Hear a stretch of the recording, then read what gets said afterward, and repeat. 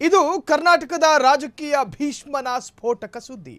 ದೇಶ ಆಳಿದ ನಾಯಕನಿಗೆ ಇದೆಂತಹ ಸ್ಥಿತಿ ಯಾಕೆ ಬಂತು? ಈ ನಾಯಕನ ಗರಡಿಯಲ್ಲಿ ಪಳಗಿದ ನಾಯಕರೆಷ್ಟೋ, ಮುಗಿಲೆತ್ತರಕ್ಕೆ ಬೆಳೆದು ನಿಂತ ಮುಂಚೂಣಿ ನಾಯಕರೆಷ್ಟೋ, ಕರ್ನಾಟಕದ ಕೀರ್ತಿ ಪತಾಕೆಯನ್ನ ಭಾರತಕ್ಕೆ ವ್ಯಾಪಿಸಿದ ಜನನಾಯಕ ಇವರು. ಮಣ್ಣಿನ ಮಗನ ಮಮ್ಮಲ ಮರುಗೋ ಸ್ಟೋರಿ. ಮುಗಿಲೆತ್ತರಕ್ಕೆ ಬೆಳೆದು ನಿಂತ ಮುಂಚೂಣಿ ನಾಯಕರೆಷ್ಟು ಗೊತ್ತಾ? ಕರ್ನಾಟಕದ ಕೀರ್ತಿ ಪತಾಕೆಯನ್ನ ಭಾರತಕ್ಕೆ ವ್ಯಾಪಿಸಿದ ಜನನಾಯಕರಿವರು. ರಾಜಕಾರಣಕ್ಕೆ ಇಳಿದ್ರೆ ಎಂತಹ ಘಟಾನುಘಟಿಗಳು ಇವರಿಗೆ ಸಮವಲ್ಲ. ರಾಜತಂತ್ರದಲ್ಲಿ ಇವರನ್ನ ಮೀರಿಸುವ ಲೀಡರ್ಗಳೇ ಇರುತ್ತಿರಲಿಲ್ಲ. ಅಷ್ಟೊಂದು ಚಾಣಾಕ್ಷ ರಾಜಕಾರಣಿಯಾಗಿದ್ದರು. ಕರುನಾಡಿನ ನಾನಾ ಘಟಾನುಘಟಿಗಳೇ ಈ ನಾಯಕನ ಶಿಷ್ಯಂದಿರು. ರಾಜ್ಯದ 3 ಪ್ರಮುಖ ಪಕ್ಷಗಳಲ್ಲಿ ಇವರ ಶಿಷ್ಯಂದಿರಿದ್ದಾರೆ. ಅಷ್ಟೇ ಯಾಕೆ, ಕರುನಾಡಿನಲ್ಲಿ ಇವರ ಶಿಷ್ಯಂದಿರಿಲ್ಲದ ಪಕ್ಷಗಳೇ ಇಲ್ಲ. ಇವರು ಹೇಳಿ ಕಲಿಸಿದ ರಾಜತಂತ್ರವೇ ಅನೇಕರಿಗೆ ಬುನಾದಿ ಹಾಕಿಕೊಟ್ಟಿದೆ. ಇವರ ಗರಡಿಯಲ್ಲಿ ಪಳಗಿದ ನಾಯಕರೆಲ್ಲರೂ ಗಟ್ಟಿ ನಾಯಕರೇ. ಇವರೇ ಕಟ್ಟಿದ ಪಕ್ಷದಲ್ಲಿ ಏನಾಗ್ತಾ ಇದೆ, ಕುಟುಂಬದಲ್ಲಿ ಏನಾಗ್ತಾ ಇದೆ ಗೊತ್ತಾ?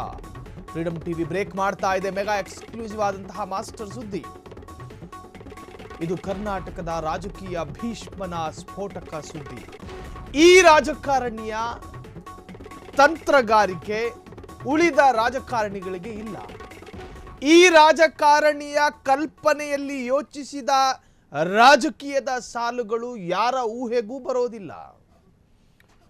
ಎಂತಹ ದುಸ್ಥಿತಿಯಲ್ಲಿದ್ದರೂ ರಾಜ್ಯ ಪ್ರಬುದ್ಧವಾದ ನಿರ್ಧಾರಗಳನ್ನು ತೆಗೆದುಕೊಳ್ಳುವಂಥ ಅಪ್ಪಟ ದೇಸಿ ರಾಜಕಾರಣಿ. ಮುಗಿಲೆತ್ತರಕ್ಕೆ ಬೆಳೆದು ನಿಂತ ಮುಂಚೂಣಿ ನಾಯಕರೆಷ್ಟು ಗೊತ್ತಾ? ಕರ್ನಾಟಕದ ಕೀರ್ತಿ ಪತಾಕೆಯನ್ನ ಭಾರತಕ್ಕೆ ವ್ಯಾಪಿಸಿದ ಜನನಾಯಕ ಇವರು.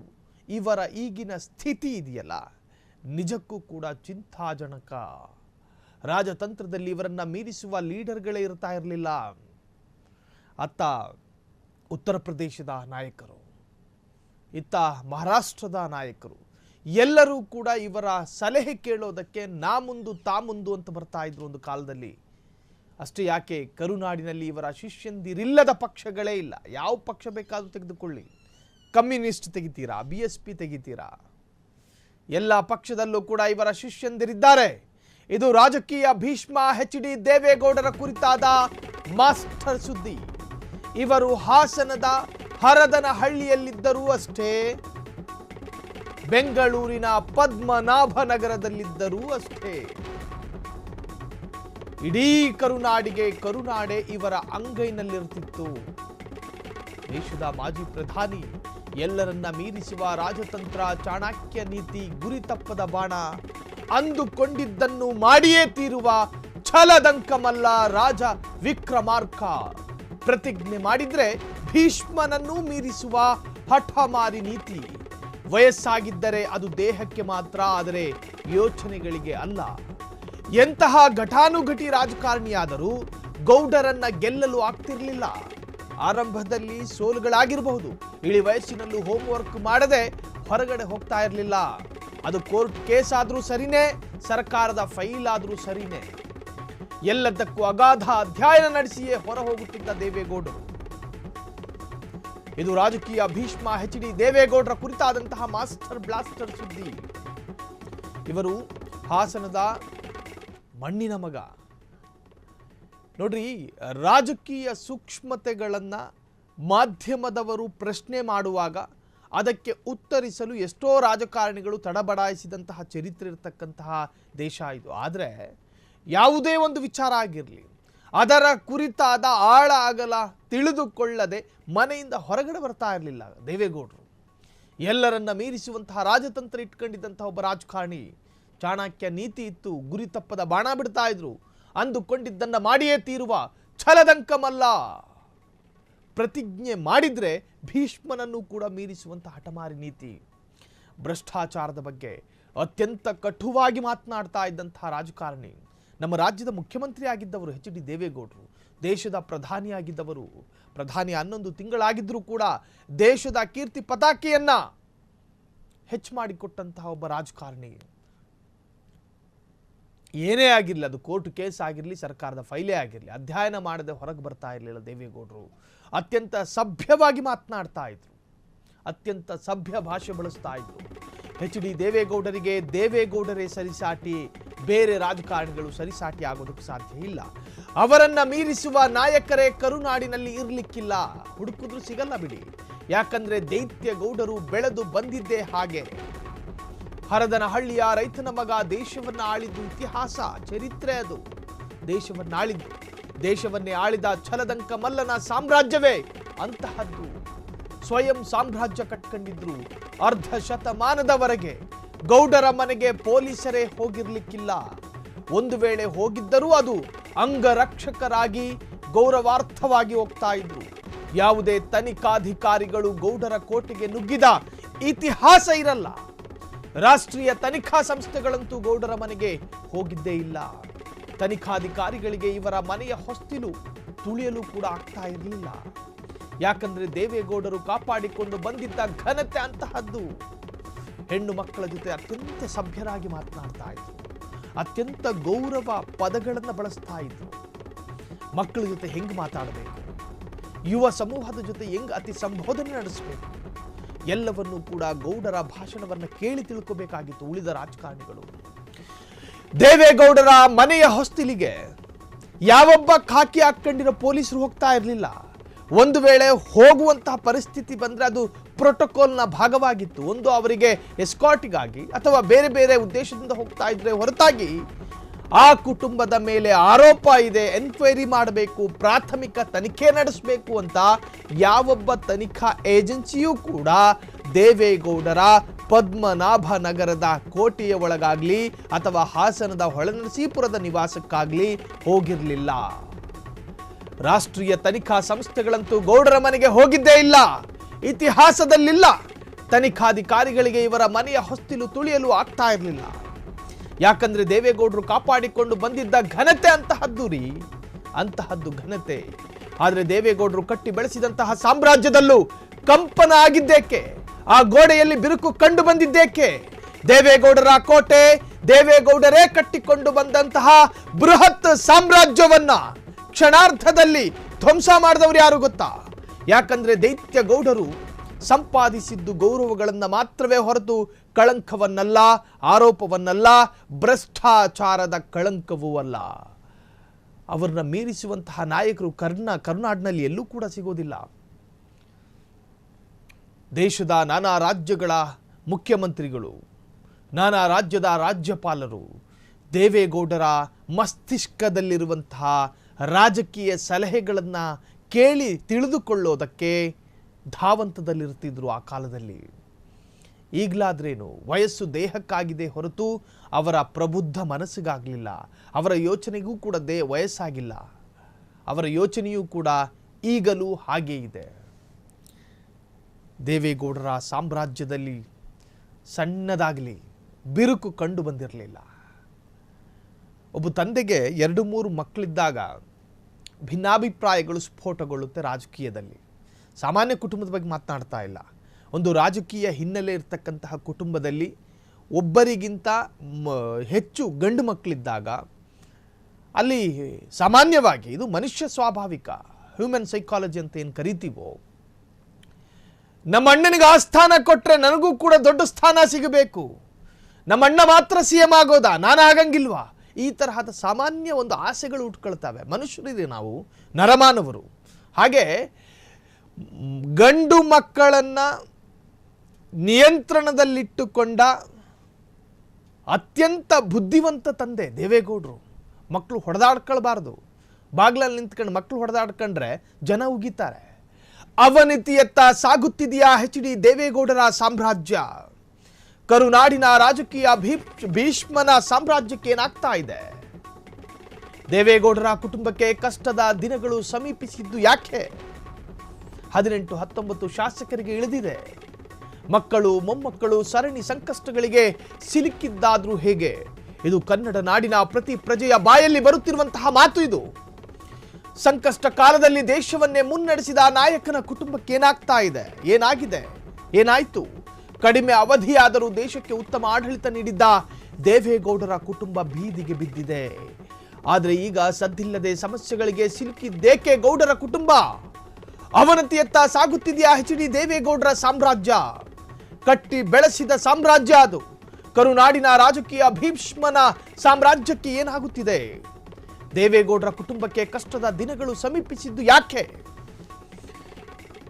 ಮಕ್ಕಳು ಮೊಮ್ಮಕ್ಕಳು ಸರಣಿ ಸಂಕಷ್ಟಗಳಿಗೆ ಸಿಲುಕಿದ್ದಾದ್ರೂ ಯಾಕೆ? ದೇವೇಗೌಡರ ವಿರುದ್ಧ ಆರೋಪಗಳಿಲ್ಲ, ದೇವೇಗೌಡರ ವಿರುದ್ಧ ಅಶ್ಲೀಲ ಆರೋಪಗಳಿಲ್ಲ, ದೇವೇಗೌಡರ ವಿರುದ್ಧ ಭ್ರಷ್ಟಾಚಾರದ ಆರೋಪಗಳಿಲ್ಲ, ದೇವೇಗೌಡರ ವಿರುದ್ಧ ಅಕ್ರಮ ಆಸ್ತಿ ಗಳಿಕೆಯ ಆರೋಪಗಳಿಲ್ಲ, ದೇವೇಗೌಡರ ವಿರುದ್ಧ ಅತ್ಯಂತ ಕೆಟ್ಟ ರೀತಿಯ ಆರೋಪಗಳಿಲ್ಲ. ಎಲ್ಲ ವರ್ಗದವರ ಜೊತೆಯೂ ಕೂಡ ಅತ್ಯಂತ ವಿನಮ್ರನಾಗಿ ಅತ್ಯಂತ ಸರಳವಾಗಿ ನಡೆದುಕೊಂಡಂತಹ ದೇವೇಗೌಡರು. ದೇವೇಗೌಡರ ಹೆಸರನ್ನು ಕೆಡಿಸಿದವರು ಯಾರು? ಇಬ್ಬರ ಬೆನ್ನು ತಟ್ಟಿ ಬೆಳೆಸಿದ್ರು. ಎಚ್ ಡಿ ಕುಮಾರಸ್ವಾಮಿಯ ಬೆನ್ನನ್ನು ಸವರಿ ಬೆಳೆಸಿದ್ರು, ಎಚ್ ಡಿ ರೇವಣ್ಣರ ತಲೆಯನ್ನು ಸವರಿ ಬೆಳೆಸಿದ್ರು. ಭುಜದ ಎತ್ತರಕ್ಕೆ ಮಕ್ಕಳು ಬಂದಾಗ ರಾಜಕಾರಣಿಗಳಾಗಬೇಕು, ನನ್ನದೇ ಸಿದ್ಧಾಂತವನ್ನು ಅನುಕರಿಸಬೇಕು, ನನ್ನಂತೆಯೇ ಅವರು ಕೂಡ ರಾಜಕಾರಣಿಗಳಾಗಬೇಕು, ಮಾದರಿ ರಾಜಕಾರಣಿಗಳಾಗಬೇಕು ಅಂತ ಆ ಎರಡು ಗಂಡು ಮಕ್ಕಳನ್ನು ಕೂಡ ಅತ್ಯಂತ ರಾಜಕೀಯ ಬಲಾಢ್ಯರನ್ನಾಗಿ ಬೆಳೆಸಿದ್ರಲ್ಲ ದೇವೇಗೌಡರು. ಆ ದೇವೇಗೌಡರ ವ್ಯಕ್ತಿತ್ವಕ್ಕೆ ಘಾಸಿ ತಂದವರು ಯಾರು ಗೊತ್ತಾ? ರಾಜಕೀಯ ಕಾರ್ಯಕ್ರಮಕ್ಕೂ ಹೋದ್ರೂ ಸರಿನೇ ತಮ್ಮ ಭುಜದಲ್ಲಿ ಕೂರಿಸ್ಕೊಂಡು ಹೋಗ್ತಾ ಇದ್ರು ಈ ಮೊಮ್ಮಕ್ಕಳನ್ನ. ಸೂರಜ್ಜು ರೇವಣ್ಣ ಆಗಿರಲಿ, ಪ್ರಜ್ವಲ್ ರೇವಣ್ಣ ಆಗಿರಲಿ, ನಿಖಿಲ್ ಕುಮಾರಸ್ವಾಮಿ ಆಗಿರಲಿ, ತಮ್ಮ ತೊಡೆ ಮೇಲೆ ಕೂರಿಸ್ಕೊಂಡು ಮುದ್ದಾಗಿ ಬೆಳೆಸಿದಂತಹ ಮೊಮ್ಮಕ್ಕಳು. ಈಗ ದೇವೇಗೌಡರ ಸಾಮ್ರಾಜ್ಯಕ್ಕೆ ಕೆಟ್ಟ ಕಳಂಕ ತಂದಿದ್ಯಾರು ಗೊತ್ತಾ? ತಲೆ ಸವರಿ ಬೆಳೆಸಲ್ಪಟ್ಟಂತಹ ರೇವಣ್ಣನ, ಬೆನ್ನು ಸವರಿ ಬೆಳೆಸಿದಂತಹ ಎಚ್ ಡಿ ಕುಮಾರಸ್ವಾಮಿನ, ತೊಡೆ ಮತ್ತು ಭುಜದ ಮೇಲೆ ಕೂರಿಸ್ಕೊಂಡು ಮುದ್ದಾಡಿಸಿದಂತಹ ಮೊಮ್ಮಕ್ಕಳ. ಮಾಜಿ ಪ್ರಧಾನಿಯನ್ನ ಸಂಕಷ್ಟಕ್ಕೆ ನೂಕಿದ್ರ ವಂಶದ ಕುಡಿಗಳು. ತಾನೇ ಸಾಕಿದ ಮಕ್ಕಳು ಮೊಮ್ಮಕ್ಕಳೇ ದೇವೇಗೌಡರಿಗೆ ಕಷ್ಟ ತಂದಿಟ್ರ. ದೇಶವನ್ನಾಳಿದ ಏಕೈಕ ಕನ್ನಡಿಗ ಮಾಜಿ ಪ್ರಧಾನಿಗೆ ಇದೆಂತಹ ದುರ್ವಿಧಿ, ಇದೆಂತಹ ಅಗ್ನಿ ಪರೀಕ್ಷೆ. ದೇವೇಗೌಡರು ಬೃಹತ್ ಸಾಮ್ರಾಜ್ಯ ಕಟ್ಟಿದ್ದು ಅಸಾಮಾನ್ಯ ಸಾಧನೆ. ಅದು ಯಾರಿಗೂ ಸಾಧ್ಯವೇ ಇಲ್ಲ. ಅಂತಹ ನಾಯಕನು ಹುಟ್ಟಿ ಬರಲಿಕ್ಕಿಲ್ಲ. ಹರದನಹಳ್ಳಿಯಲ್ಲಿದ್ದರೂ ಅಷ್ಟೇ, ಬೆಂಗಳೂರಿನಲ್ಲಿದ್ದರೂ ಅಷ್ಟೇ, ಈ ಜನನಾಯಕನ ಸಲಹೆ ಎಲ್ಲರಿಗೂ ಬೇಕು. ದೆಹಲಿಯಲ್ಲಿದ್ದರೂ ಅಷ್ಟೇ, ಸಂಸತ್ತಿನಲ್ಲಿದ್ದರೂ ಅಷ್ಟೇ, ವಿಧಾನಸಭೆಯಲ್ಲಿದ್ದರೂ ಅಷ್ಟೇ, ಪ್ರಧಾನಿ ಮೋದಿ ಬಳಿ ಇದ್ದರೂ ಅಷ್ಟೇ, ರಾಷ್ಟ್ರಪತಿ ಬಳಿ ಇದ್ದರೂ ಅಷ್ಟೇ, ಏಕೈಕ ಕನ್ನಡಿಗ ಮಾಜಿ ಪ್ರಧಾನಿಯದ್ದು ಒಂದೇ ಮಾತು, ಒಂದೇ ಬಾಣ, ಒಂದೇ ಕೌಂಟರ್. ಅರ್ಧ ಶತಕಕ್ಕೂ ಹೆಚ್ಚು ಕಾಲ ಕಟ್ಟಿ ಬೆಳೆಸಿದ ಗೌಡರ ಸಾಮ್ರಾಜ್ಯದಲ್ಲಿ ಅಲ್ಲೋಲ ಕಲ್ಲೋಲ. ಮಾಜಿ ಪ್ರಧಾನಿಯನ್ನ ಸಂಕಷ್ಟಕ್ಕೆ ನೂಕಿದ್ರ ವಂಶದ ಕುಡಿಗಳು. ಎಷ್ಟೋ ಜನ ಪ್ರಾದೇಶಿಕ ಪಕ್ಷವನ್ನು ಕಟ್ಟಿದ್ದಾರೆ. ತಮಿಳುನಾಡಿನಲ್ಲಿ ಎಷ್ಟೆಷ್ಟು ನಟರು, ಎಷ್ಟೆಷ್ಟು ಖ್ಯಾತ ನಟರು ಒಂದು ಪಕ್ಷವನ್ನು ಉಳಿಸಿಕೊಳ್ಳೋದಕ್ಕೆ ಸಾಧ್ಯ ಆಯ್ತಾ? ಅವರಿಗೆ ಅಸ್ತಿತ್ವವನ್ನೇ ಉಳಿಸಿಕೊಳ್ಳೋದಕ್ಕೆ ಸಾಧ್ಯವಾಗದೆ ಸಾಮ್ರಾಜ್ಯ ಪತನವಾಗಿದೆ. ಅಂಥದ್ರಲ್ಲಿ ದೇವೇಗೌಡರು ಕಟ್ಟಿ ಬೆಳೆಸಿದಂತಹ, ಆರಂಭದಲ್ಲಿ JDS ಎನ್ನುವಂತಹದ್ದು ಬಿಡಿ, ಭಾರತದಲ್ಲಿ ಎಲ್ಲ ಕಡೆ ವ್ಯಾಪಿಸಿತ್ತು. ಅದರಲ್ಲಿ ಭಾರತದ ಬೇರೆ ಬೇರೆ ರಾಜ್ಯದ ನಾಯಕರು ಕೂಡ ಅದರಲ್ಲಿ ಸಂಯುಕ್ತರಾಗಿ ಕೆಲಸ ಮಾಡ್ತಾ ಇದ್ರು. ಯಾವಾಗ ಅದು ಸ್ವತಂತ್ರ ಪಕ್ಷವಾಗಿ ಜನತಾದಳ ಅಂತ ಆಯಿತು, ಅದಾದ ನಂತರ ಅದನ್ನು JDS ಅಂತ ಮಾಡಲಾಯಿತು. ಅದಾದ ನಂತರದ ಮಾತುಗಳನ್ನು ಹೇಳ್ತಾ ಇದ್ದೀನಿ ನಾನು, ನಂತರದ ವಿಚಾರಗಳನ್ನು. ಕರ್ನಾಟಕದಲ್ಲಿ ಒಂದು ದೇಶೀಯ ಪಕ್ಷವನ್ನ ಒಂದು ದೇಸಿ ಪಕ್ಷವನ್ನು ಉಳಿಸಿಕೊಳ್ಳೋದು ಸುಲಭದ ಮಾತಲ್ಲ. ಅದು ಸುಲಭದ ಮಾತಲ್ಲ. ಅದರಲ್ಲೂ ಅದು ಯಾವುದೋ ಪ್ರೈವೇಟ್ ಕಂಪನಿ ಅನ್ಕೊಂಡಿದ್ದೀರಾ ರಾಜಕೀಯ ಪಕ್ಷವನ್ನ. ರಾಜಕಾರಣ ಅನ್ನೋದೇ ಬೇರೆ, ಉದ್ಯಮ ಅನ್ನೋದೇ ಬೇರೆ. ಒಂದು ರಾಜಕೀಯ ಪಕ್ಷವನ್ನು ಕಟ್ಟಿ ಬೆಳೆಸೋದಕ್ಕೆ ಅದರದೇ ಆದಂಥ ಪರಿಶ್ರಮಗಳಿದ್ದಾವೆ. ಪ್ರತಿ ವರ್ಗವನ್ನು ವಿಶ್ವಾಸಕ್ಕೆ ತೆಗೆದುಕೊಳ್ಳಬೇಕು. 30ಕ್ಕೂ ಹೆಚ್ಚು ಶಾಸಕ ಸ್ಥಾನವನ್ನು ಗೆದ್ದಿತ್ತು JDS ಪಕ್ಷ. ಅಷ್ಟೇ ಯಾಕೆ, 48ಕ್ಕೂ ಹೆಚ್ಚು ಶಾಸಕ ಸ್ಥಾನವನ್ನು ಗೆದ್ದಿತ್ತು. ಈಗ 18-19 ಕುಸಿದಿರಬಹುದು. ಆದರೆ ಪ್ರಧಾನಿ ಎಚ್ ಡಿ ದೇವೇಗೌಡರ ನೇತೃತ್ವದಲ್ಲಿ ಎಷ್ಟು ಶಾಸಕ ಸ್ಥಾನ ಇತ್ತು ನಮ್ಮ ರಾಜ್ಯದಲ್ಲಿ. ಕಿಂಗ್ ಮೇಕರ್ಗಳಾಗಿತ್ತು JDS. ಎಷ್ಟೇ ಸ್ಥಾನವನ್ನು ಗೆದ್ದುಕೊಳ್ಳಿ, ರಾಜ್ಯವನ್ನು ಆಳ್ತಾ ಇದ್ದಿದ್ದು JDS ಆಗಿತ್ತು. ಕುಮಾರಸ್ವಾಮಿ 2 ಸಾರಿ ಮುಖ್ಯಮಂತ್ರಿ ಆದರು, ದೇವೇಗೌಡರು ಕೂಡ ಮುಖ್ಯಮಂತ್ರಿ ಆಗಿದ್ದವರು. ಒಂದು ಪ್ರಾದೇಶಿಕ ಪಕ್ಷ ರಾಜ್ಯವನ್ನು ಆಳುತ್ತೆ ಅನ್ನೋದಾದರೆ ಅದು ನಿಜಕ್ಕೂ ಕೂಡ ಅತ್ಯಂತ ಆಶ್ಚರ್ಯಕರ. ಆಂಧ್ರ, ತೆಲಂಗಾಣ, ತಮಿಳುನಾಡು ಅಲ್ಲೆಲ್ಲವೂ ಕೂಡ ಪ್ರಾದೇಶಿಕ ಪಕ್ಷಕ್ಕೆ ಅಸ್ತಿತ್ವಗಳಿದೆ. ಕರ್ನಾಟಕದಲ್ಲಿ ಪ್ರಾದೇಶಿಕ ಪಕ್ಷವನ್ನು ಅಥವಾ ಅದರ ಅಸ್ತಿತ್ವವನ್ನು ಉಳಿಸಿಕೊಳ್ಳೋದು ಸುಲಭದ ಮಾತಲ್ಲ ಉಳಿದ ರಾಜ್ಯಗಳ ಹಾಗೆ. ಪ್ರಧಾನಿ ಮೋದಿ ಬಳಿ ಇದ್ದರೂ ಅಷ್ಟೇ, ರಾಷ್ಟ್ರಪತಿಯ ಬಳಿ ಇದ್ದರೂ ಅಷ್ಟೇ, ನರೇಂದ್ರ ಮೋದಿಯ ಬಳಿ ಇದ್ದರೂ ಅಷ್ಟೇ, ಏಕೈಕ ಕನ್ನಡಿಗ ಮಾಜಿ ಪ್ರಧಾನಿಯದ್ದು ಒಂದೇ ರೀತಿಯ ಬಾಣ, ಒಂದೇ ರೀತಿಯ ಕೌಂಟರ್. ಅರ್ಧ ಶತಕಕ್ಕೂ ಹೆಚ್ಚು ಕಾಲ ಸಾಮ್ರಾಜ್ಯವನ್ನು ಆಳಿದಂತಹ ದೊರೆ.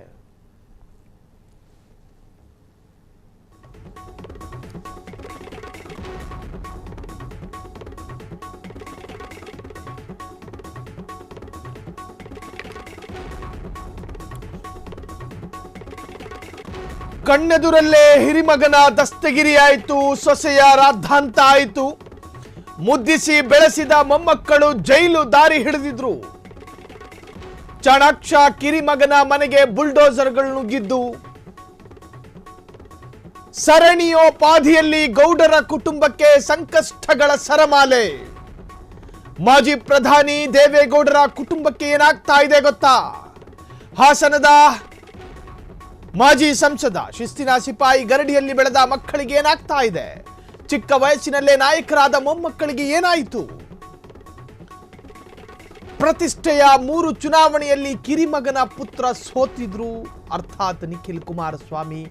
ದೇವೇಗೌಡರಿಗೆ ಮಾನಸಿಕ ವೇದನೆ ಕೊಟ್ಟ ಮೊಮ್ಮಕ್ಕಳು ಮತ್ತು ಮಕ್ಕಳು. ದೇಶವನ್ನಾಳಿದ ಜನನಾಯಕನ ಸಾಮ್ರಾಜ್ಯಕ್ಕೆ ಏನು ಮಾಡಿದ್ರು ಈ ಮೊಮ್ಮಕ್ಕಳು ಮತ್ತು ಮಕ್ಕಳು? ತನ್ನ ವಂಶಧಾರಿಗಳೇ ದೇವೇಗೌಡರ ಕನಸನ್ನ ನುಚ್ಚು ನೂರು ಮಾಡಿದ್ರ. ಮಕ್ಕಳು ಮೊಮ್ಮಕ್ಕಳ ಸ್ಥಿತಿಗೆ ಅಸಹಾಯಕರಾದ ಗೌಡರು. ಮೊಮ್ಮಗ ಪ್ರಜ್ವಲ್ ರೇವಣ್ಣರದ್ದು ಎಂದು ಹೇಳಲಾಗುವಂತಹ ಪೆನ್ ಡ್ರೈವ್ನಲ್ಲಿ 2,000ಕ್ಕೂ ಹೆಚ್ಚು ಮಹಿಳೆಯರ ಜೊತೆಗೆ ಅಸಭ್ಯವಾಗಿ ವರ್ತಿಸಿದ ಮತ್ತು ಅತ್ಯಾಚಾರವೆಸಗಿದ ವಿಡಿಯೋಗಳು ವೈರಲ್ ಆಯಿತು. ಪ್ರಜ್ವಲ್ ರೇವಣ್ಣ ದೇಶ ಬಿಟ್ಟು ಹೋಗಬೇಕಾದ ಪರಿಸ್ಥಿತಿ ಬಂತು. ರೆಡ್ ಕಾರ್ನರ್ ನೋಟಿಸ್ ಜಾರಿ ಮಾಡಿ ಆತನನ್ನು ತನ್ನ ದೇಶಕ್ಕೆ ಕರೆಸಿಕೊಳ್ಳುವಂತಹ ಸ್ಥಿತಿಗೆ ದೇಶ ತಲುಪಿತು. ಪ್ರಜ್ವಲ್ ರೇವಣ್ಣರನ್ನ SIT ತನಿಖೆ ಮಾಡಿತು. ಅದಾದ ನಂತರ ಆತನನ್ನ ವಿಚಾರಣಾಧೀನ ಕೈದಿಯಾಗಿ ಪರಪ್ಪನ ಅಗ್ರಹಾರದಲ್ಲಿ ಈಗಲೂ ಇಟ್ಟಿದೆ.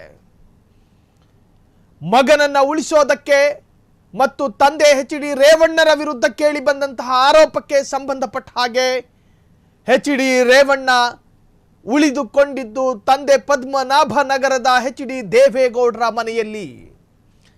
ಹೊಳೆನರಸೀಪುರದ ನಿವಾಸದಲ್ಲಿ ಉಳ್ಕೊಂಡ್ರೆ SIT ಪೊಲೀಸರು ಬರ್ತಾರೆ. ಕುಮಾರಸ್ವಾಮಿಯ JP ನಗರದ ಮನೆಯಲ್ಲಿ ಉಳ್ಕೊಂಡ್ರು ಪೊಲೀಸರು ಬಿಡೋದಿಲ್ಲ. ಆದರೆ ಮಾಜಿ ಪ್ರಧಾನಿಗೆ ಪ್ರೋಟೋಕಾಲ್ ಇರುತ್ತೆ. ಮಾಜಿ ಪ್ರಧಾನಿಯ ಮನೆಗೆ ಪೊಲೀಸರು ಹಂಗೆ ಈಸಿಯಾಗಿ ಬರೋದಿಲ್ಲ. ಬರಬೇಕು ಅಂತ ಹೇಳಿದ್ರು ಕೂಡ ಕೇಂದ್ರ ಗೃಹ ಸಚಿವಾಲಯದ ಆದೇಶ ಬೇಕು. ಹಾಗಾಗಿ ತಂದೆಯ ಮನೆಯಲ್ಲಿದ್ದರೆ ಸೇಫು ಅಂತೇಳಿ HD ರೇವಣ್ಣ ಉಳ್ಕೊಂಡಿದ್ದು ಪದ್ಮನಾಭ ನಗರದ ತಂದೆ HD ದೇವೇಗೌಡರ ಮನೆಯ 3ನೇ ಕೋಣೆಯಲ್ಲಿ. ಪೊಲೀಸರು ಬಿಟ್ಟಿಲ್ಲ. ಕಾನೂನು ಕಾ ಹಾತ್ ಲಂಬಾ ಹೈ ಅಂದಂಗೆ ಭಾರತದ ಕಾನೂನಿನ ಕೈ ಇದೆಯಲ್ಲ ಅತ್ಯಂತ ವಿಶಾಲವಾಗಿದೆ. ಯಾರನ್ನು ಉಳಿಸೋದಿಲ್ಲ. ದೇವೇಗೌಡರ ಮನೆಗೆ ನುಗ್ತು ಪೊಲೀಸರು. ತಟ್ಟಿದ್ರು ಬಾಗಿಲನ್ನ. HD ರೇವಣ್ಣರನ್ನ ದರದರನೆ ಎಳ್ಕೊಂಡೋದ್ರು ಪೊಲೀಸರು. ಸಾಮ್ರಾಜ್ಯ ಕಟ್ಟಿದ HD ದೇವೇಗೌಡರ ಕಣ್ಣೆದುರೇ ತನ್ನ ಮಗನನ್ನ ಪೊಲೀಸರು ದರದರನೆ ಎಳೆದುಕೊಂಡು ಹೋದಾಗ ಆ ಮನಸ್ಸು ಎಷ್ಟು ಮರಗಟ್ಟಿರ್ಬೋದು ಅಂತ. ಅದಾದ ನಂತರ ಸೂರಜ್ಜು ರೇವಣ್ಣ MLC ಅವರೀಗ ಸೂರಜ್ಜು ರೇವಣ್ಣ ಅನೈಸರ್ಗಿಕ ಕೃತ್ಯದಲ್ಲಿ ಪಾಲ್ಗೊಂಡಿದ್ದಾರೆ ಎನ್ನುವಂತಹ ಆರೋಪ. ಆತನ ವಿರುದ್ಧ ದೂರು ದಾಖಲಾಯಿತು. ಸಲಿಂಗರತಿ ಮಾಡಿದ್ದಾರೆ ಎನ್ನುವಂಥ ಆರೋಪ ಅವರ ಮೇಲಿತ್ತು. ಸಲಿಂಗರತಿ ಆರೋಪದಲ್ಲಿ ಆತನನ್ನ ಬಂಧನ ಮಾಡಲಾಯಿತು. ಅಣ್ಣ ತಮ್ಮ ಇಬ್ಬರು ಕೂಡ ಜೈಲಿನಲ್ಲಿ ದಿನ ಕಳೆದ್ರು. HD ರೇವಣ್ಣ, ಸೂರಜ್ ರೇವಣ್ಣ, ಪ್ರಜ್ವಲ್ ರೇವಣ್ಣ 3 ಜನರು ಕೂಡ ಪರಪ್ಪನ ಅಗ್ರಹಾರ ಸೇರಿದ್ರು. ಇನ್ನು ತನ್ನ ಹಿರಿಮಗನ ಹೆಂಡತಿ ಭವಾನಿ ರೇವಣ್ಣ ಮಾಡಿದ್ದೇನು? ಯಾವುದೋ ಬಡಪಾಯಿ ವ್ಯಕ್ತಿ ಬೈಕ್ನಲ್ಲಿ ಆಕೆಯ ಕಾರಿಗೆ ಗುದ್ದಿದ್ರು ಅನ್ನೋ ಕಾರಣಕ್ಕೋಸ್ಕರ ಅದು ಏನು ಸಂಸ್ಕಾರ ಅಂತೀರಿ, ಅದು ಏನು ಸಂಸ್ಕೃತಿ ಅಂತೀರಿ? ವಾಚಾಮಗೋಚರವಾಗಿ ಬೈಯೋದಕ್ಕೆ ಶುರು ಮಾಡಿದ್ರು. ಅದು ಕೂಡ ಇದೇ ಎಚ್ ಡಿ ರೇವಣ್ಣರ ವಿರುದ್ಧ ಕೇಳಿ ಬಂದಂಥ ಅತ್ಯಾಚಾರ ಪ್ರಕರಣದಲ್ಲಿ ಸಂತ್ರಸ್ತರನ್ನು ಅಪಹರಣ ಮಾಡಿದ್ದಾರೆ ಎನ್ನುವಂಥ ಆರೋಪವೂ ಕೂಡ ಭವಾನಿ ರೇವಣ್ಣನ ವಿರುದ್ಧ ದಾಖಲಾಯಿತು. ಇವೆಲ್ಲವನ್ನು ಕೂಡ ಎಚ್ ಡಿ ದೇವೇಗೌಡರ ನಗ್ನ ನೇತ್ರಗಳಲ್ಲಿ ನೋಡಬೇಕಾಗಿ ಬಂದಂತಹ ಪರಿಸ್ಥಿತಿ.